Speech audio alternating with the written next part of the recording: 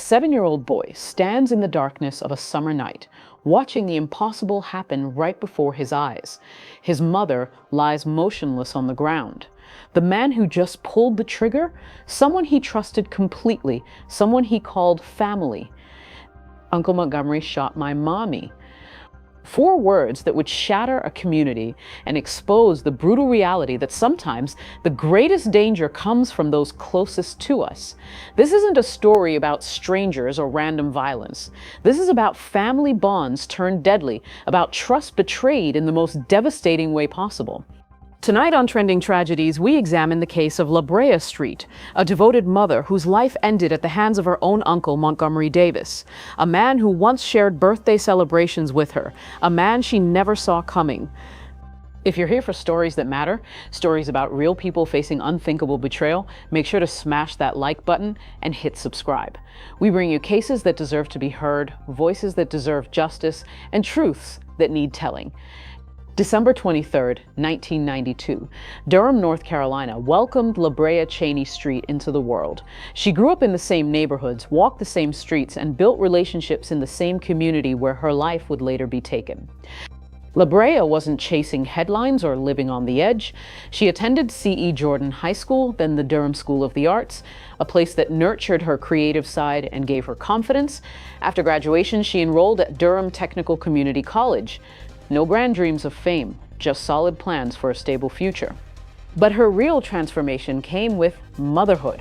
7-year-old Jalen Lee Pratt became her entire world. Every decision she made centered around that boy. Friends knew her as the mother who double-checked homework, picked out clothes the night before school, and never missed a parent-teacher conference. She wasn't flashy, she wasn't trying to impress anyone. Brea built her life around the people she loved most, especially Jalen. Those who knew her described a woman with genuine warmth, someone you could count on when life got hard. Everything she did was for that boy. Friends would later remember. He was her purpose.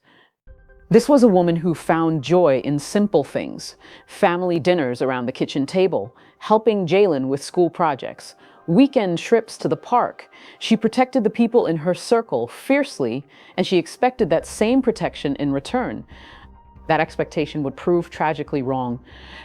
Montgomery L. Davis was 51 years old when his world collided with his nieces in the worst possible way. He wasn't a stranger lurking in the shadows. He was family. Brea's uncle through her father's side, someone who had been present throughout her entire life. Montgomery grew up in Durham, too, attending Hillside High School just like thousands of other kids in the area. But his adult life took a different path than Brea's. In 2006, he was convicted of possession of a controlled substance within 300 feet of a school, a felony that permanently stripped him of his right to own or carry firearms. That wasn't just any drug charge. North Carolina treats these cases seriously because they happen near children, near schools where kids should feel safe. The conviction followed Montgomery for 19 years, affecting his job prospects, his housing options, and most importantly, his legal rights. Under state law, he was forbidden from touching a firearm, yet on the night Brea died, he had one anyway. The relationship between Brea and Montgomery wasn't marked by obvious warning signs. They saw each other at family gatherings, neighborhood barbecues, birthday parties where kids ran around in the yard and adults shared stories on the porch.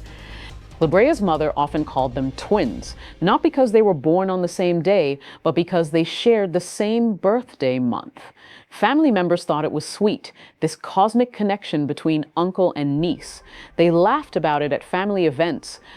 There were no public arguments, no restraining orders, no family drama spilling into the streets. Neighbors and extended family never heard shouting matches or witnessed deep conflicts between them. Montgomery was simply part of the fabric of Brea's family life. He showed up to celebrations, he knew Jalen, he was trusted. And that trust made what happened next so much more devastating. Brea lived her days focused on creating stability for her son.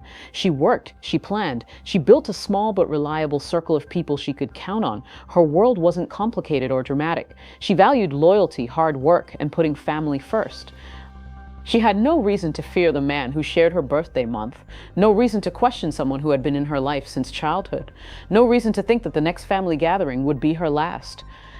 But on the evening of June 21st, 2025, all of that trust, all of that family history, all of those shared birthdays and memories would mean nothing. Sometimes the people who hurt us most are the ones we never see coming. June 21st, 2025, a Saturday night that should have been nothing more than another family gathering on Gunter Street in Durham. The kind of evening where people bring covered dishes, children play in the yard, and adults catch up on each other's lives. Labraa showed up like she always did, ready to spend time with the people she trusted most. She brought Jalen with her. It was supposed to be simple: eat some food, laugh with family, head home when the boy got tired. But as the evening wore on, Labraa had been drinking, whether she was celebrating or just relaxing after a long week. By the time she decided it was time to go, she wasn't sober. That's when everything changed. Labraa wanted to take Jalen home. He was her son, her responsibility, her world. But Montgomery had other ideas. He looked at his niece and made a decision that would set off a chain reaction nobody could stop. He took Jalen to his own house instead. Witnesses later told police there had been an argument. Montgomery claimed Labraa slapped him multiple times, though others said they both got physical with each other. What's clear is that instead of letting Labraa leave with her own child, Montgomery put Jalen in his car and drove away. Was he trying to protect the boy from what he saw as an impaired mother? Was there confusion in the moment? The exact reasoning doesn't matter now. What matters is the choice he made. Because Labraa wasn't going to let her son disappear into the night without her. She followed them. Furious and determined, she left the family gathering and headed straight to Montgomery's house. This was her child. Nobody, not even family, was going to take him from her. The confrontation that followed would destroy everything. What happened next comes directly from witness statements, police reports, and the words of a 7-year-old boy who saw his world end. Labraa arrived at Montgomery's house, and the argument exploded. According to investigators, she was holding a gold-colored knife when she confronted her uncle. The same man who had just taken her son was now facing her rage. Montgomery later told police that Labraa chased him with that knife, threatening him. He claimed he felt scared, trapped, in danger, so he went to his truck and pulled out a handgun. A gun he was legally prohibited from owning. Montgomery's story to police was that he only wanted to scare her, point the weapon, make her back down, defuse the situation. He claimed he didn't even know the gun was loaded. But intentions don't stop bullets. Standing there in front of his uncle's house, with her 7-year-old son close enough to see everything, Brea Street was looking at the barrel of a gun held by someone she had trusted her entire life. Montgomery pulled the trigger. The bullet tore into Labraa, and she collapsed to the ground. In an instant, a mother was dead, a child was traumatized, a family was shattered. Jalen watched his mother fall. He saw the man he called Uncle Montgomery standing over her with a smoking gun, and in that moment, a little boy had to process the unthinkable that someone he loved had just killed someone else he loved. Instead of staying to help, instead of calling 911, instead of checking on the woman he had just shot, Montgomery Davis made another choice. He ran. According to investigators, he discarded the gun while fleeing the scene, throwing away the weapon that had just taken his niece's life. By the time police arrived, Montgomery was gone, leaving behind a dead woman, a traumatized child, and a community that would never be the same. When Durham police officers arrived on Gunter Street, they found a scene that would haunt them.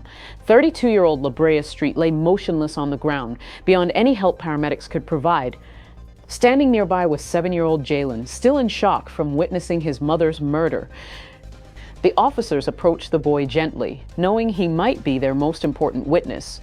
When they asked what happened, Jalen's response was clear, immediate, and heartbreaking. "Uncle Montgomery shot my mommy." No hesitation, no confusion. A child identifying the man who had just destroyed his world. When a woman was shot in front of her 7-year-old son, WRL's Monica Casey has learned the victim was related to the suspect. Montgomery Davis is charged with second-degree murder and possession of a firearm by a felon. Right now, he's being held here in the Durham County Detention Facility. Police say he fled the scene after the shooting happened, tossing that gun out the window. This is 32-year-old Brea Street, who died in late June. According to her obituary and a GoFundMe page, she graduated from Jordan High School and leaves behind a son. That 7-year-old saw his mother die outside this home on Linwood Avenue, according to newly released search warrants. Street's uncle, Montgomery Davis, is charged in her death, telling police when she fell to the ground, he knew, quote, his life was over. According to warrants, Davis told police this started when Street was intoxicated at a family party and wanted to take her son home. Davis claims he took Street's son back to his house after the two argued in the road, where he says they both slapped each other. He says when he got home, Street came inside and chased him around with a knife, putting her child back in her own car. Davis told police when Street continued to threaten him with the knife, he pulled out a handgun from his truck, pointing it at Street to, quote, scare her. The warrants say police spoke with Street's son, who told them, quote, Uncle Montgomery shot my mommy. Davis claims he didn't know the gun was loaded and he didn't know it would go off. Davis was given no bond because of the severity of his charges. His next court date is set for September. Reporting in Durham, Monica Casey, WRAL. That statement gave investigators their direction immediately. This wasn't a mystery. This wasn't a stranger. This was family.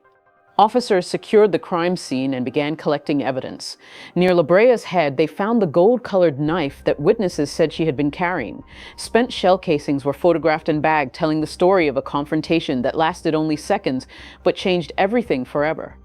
The evidence painted a clear picture. A family argument had escalated. A woman had confronted her uncle with a knife. A man had responded with a gun he wasn't legally allowed to have. Meanwhile, Montgomery Davis was nowhere to be found.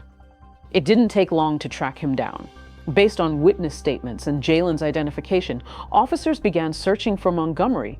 They found him soon after and took him into custody without incident. At his arrest, Montgomery was charged with second-degree murder and possession of a firearm by a convicted felon. That second charge wasn't just an add-on.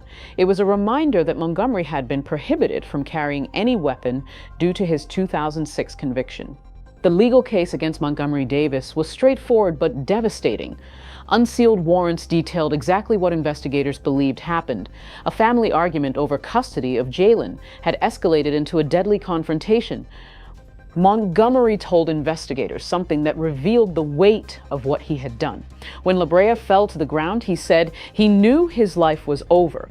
He claimed he didn't know the gun was loaded. He insisted he only meant to scare her, not kill her. But under North Carolina law, intentions don't erase consequences. A woman was dead by his hand. The charges were serious. Second-degree murder in North Carolina carries a potential sentence of decades behind bars. Combined with the felon in possession charge, Montgomery faced the reality of spending the rest of his life in prison. During his court appearance, Montgomery appeared subdued, speaking little. His defense counsel remained mostly quiet about the allegations. The family, already torn apart by grief, stayed largely out of the public eye. Montgomery was ordered held without bond. Given the severity of the charges and his family connection to the victim, a grand jury later formally indicted him on both counts. But for the Street family, no courtroom could undo the damage. No sentence could bring Labraa back. No justice could erase what Jalen had seen. The ripple effects of that June night went far beyond Gunter Street. Labraa's mother, Brea Street, took to social media in the days after the shooting, sharing her raw grief with a community that was trying to understand how this had happened. Renee revealed that Montgomery had actually called her after the shooting to apologize. But apologies couldn't resurrect her daughter or heal her grandson's trauma. He should have just walked away, she wrote. One decision to pull a gun instead of defusing an argument had destroyed their entire family. The community rallied around Jalen, with family members and friends stepping up to provide support and care for a little boy who had lost everything in one terrible moment. Vigils were held, flowers were left. Neighbors who had watched Labraa grow up, who had seen her walk her son to school, struggled to process how a simple family disagreement had turned deadly. We began with the child's words.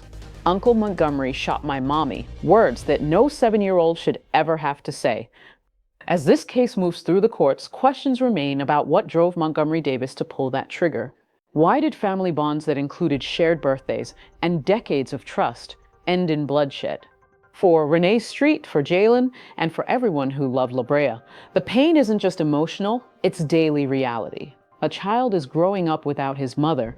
A family is learning to grieve while waiting for justice. This case reminds us that domestic violence doesn't always look like what we expect. Sometimes it comes from the people we trust most, in moments when we least expect it. Brea Street's life mattered. Her son's future now carries the weight of all she left behind. If this story impacted you, if you believe these cases deserve to be heard, please like this video and subscribe to Trending Tragedies. We cover cases you know and many you don't, bringing you stories that need telling and voices that deserve justice. Hit that notification bell so you never miss a case. Share this video to help us reach more people who care about real stories and real justice. We'll see you in the next video, where we continue uncovering the truth behind the headlines.